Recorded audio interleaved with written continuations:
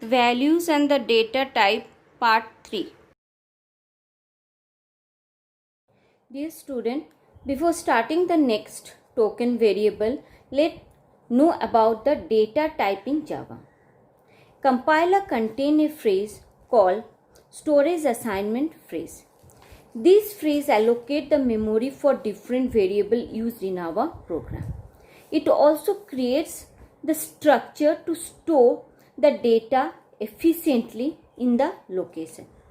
Hence, the compiler must know the type of data we are likely to supply for the storage to ensure optimum utilization of the memory space. This is the reason the data type is required in the Java program. It means the phrase allocate memory space to the variable according to the value stored in the variable.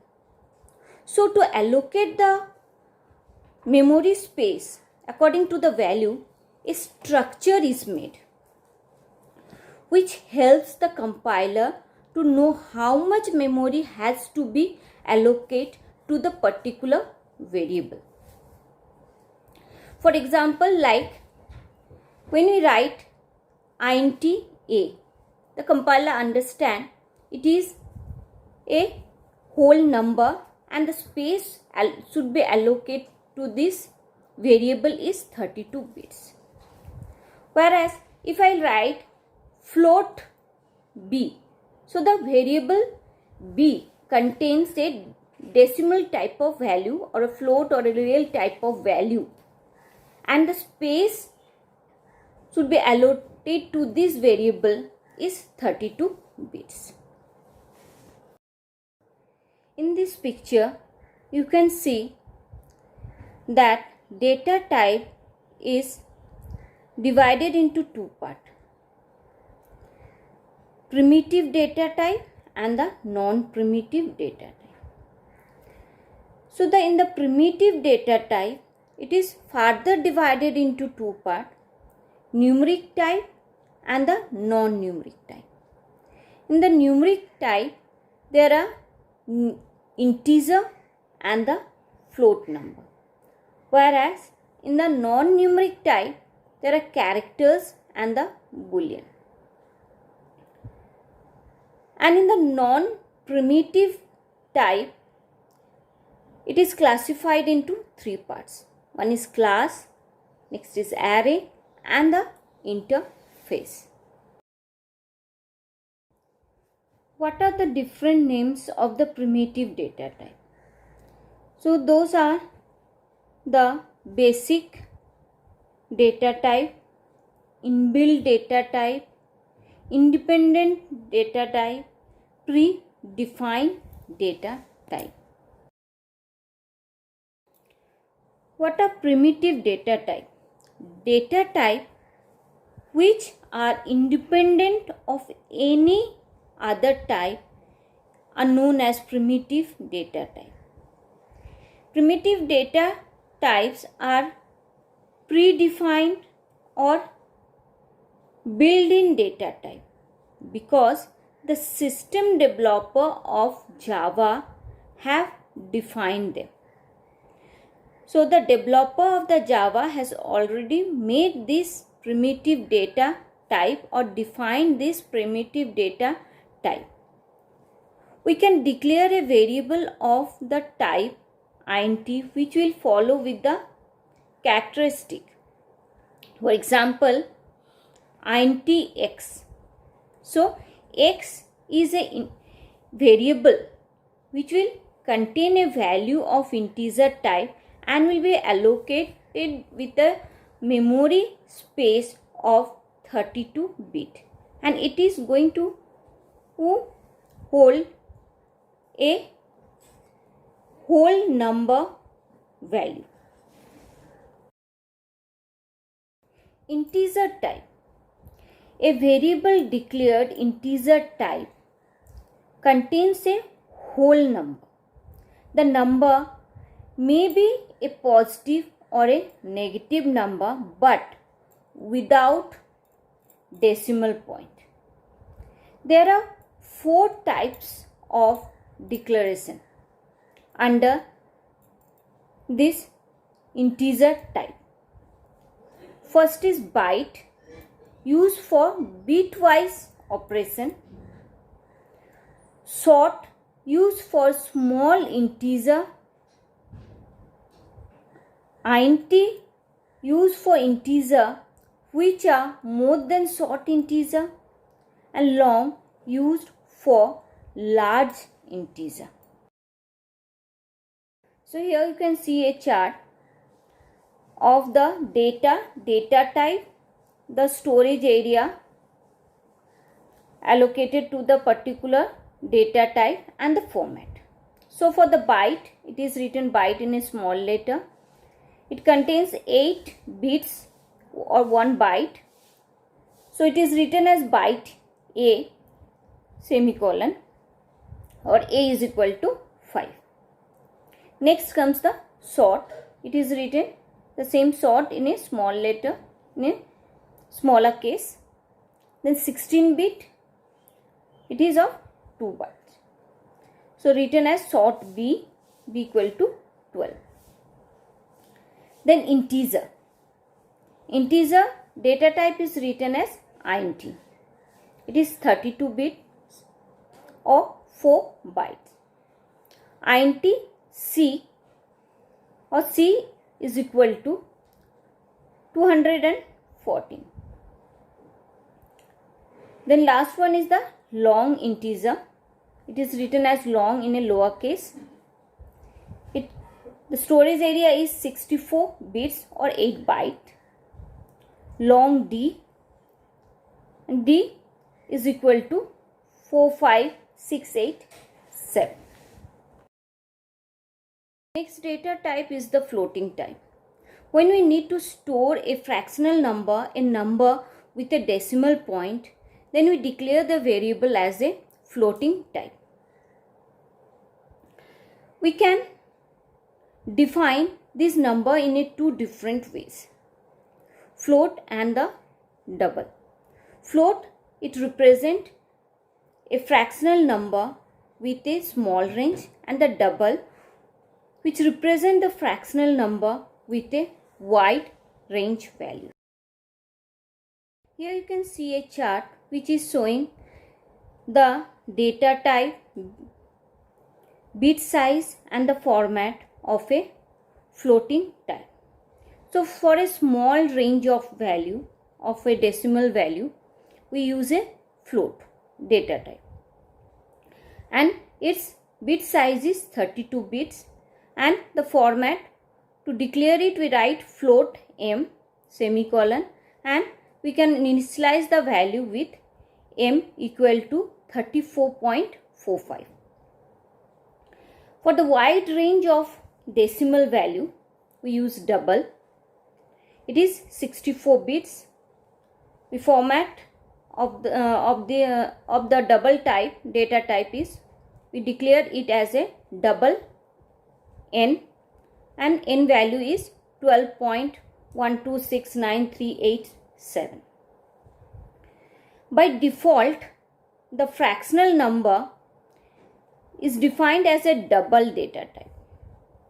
So when we specify the data type with the value, we have to give some suffix. Like if it is a float type, then we have to write capital F or a lowercase f, like 3.452 capital F or 3.452 small f.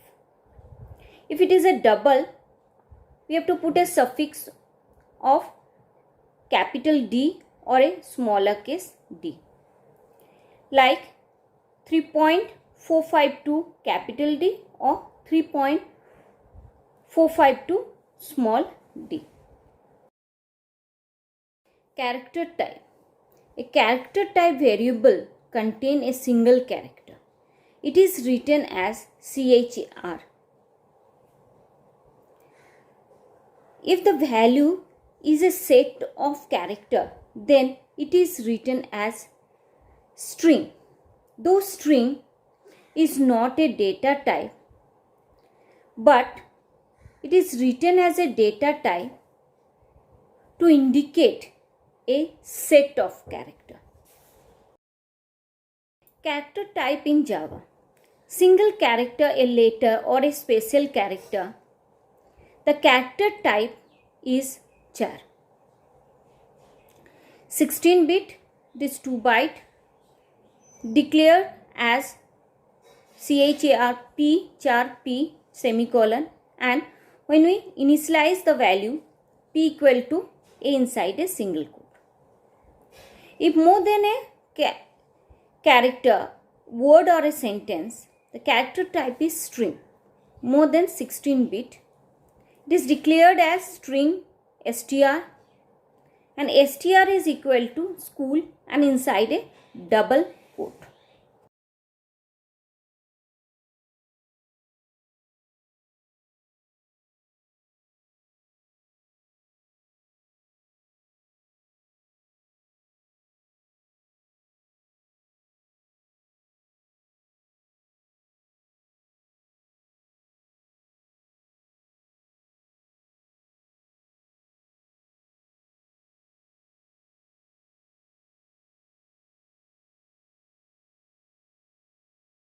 Let's continue with the next token, that is identifier. Identifier is also known as variable. A variable is a named portion of memory location which contains a value. The value of a variable can change depending upon the circumstances and the problem in a program. Program elements such as variable name, function name, or a class name used in a Java programming are called as an identifier. So, this variable are the identifier which contains the value according to the data type declared. Like for example, int m. So m will contain a value, integer type of value, and example like float p equal to 3.5 f. So since it is p is a variable which contains the decimal, small range decimal type of value. The value assigned to a variable gets stored at a specific location in the memory. If any changes in its value occur due to an operation, it maintains in the same location by replacing the existing value. Thus, a variable can change its value as shown below. You can see before execution, the value of m was 5. So, m value, the data value 5 is stored in the location named m. So, after execution, when int m is equal to m into n, m, so it multiplied, so 5 into 5 it became 25. Now in the same location where it was the value 5, in the same location, because now the location is same because m is the variable, so there the value is now 25. Instead of 5 it is 25. The value of the variable m changes in the memory after the execution. Rules for naming a variable. A variable may have any number of characters. Second, it may contain alphabet, digit, $sign and underscore. Variable should begin with a letter, $sign or underscore. The underscore can be used in between the characters to separate the word of a variable name. Variable should not begin with a digit. Java is a case sensitive, so uppercase and the lowercase are distinct. For example, if I take a variable as a sum, if I write it in a capital letter as well as in a small letter, Java is going to identify it as a two different variable. So wherever we write the variable name, it should be in the same case. We should not change the case of the variable. If we change the case, it will be identified as a different variable. Identifier of the variable cannot be a keyword. The variable name should be meaningful, which easily depict its purpose.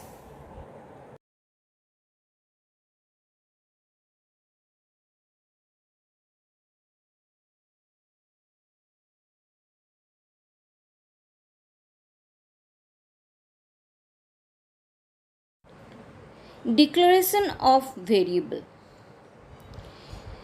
The numeric variable uses data type byte, int, long, float and double. For example, int a double sum. The non-numeric variable uses data type char and string. Example, char s and string name. The Boolean variable uses the data type Boolean. Example, Boolean p. Initializing a variable. When we declare a variable, it may contain garbage value. Garbage value means some random data is inserted in it.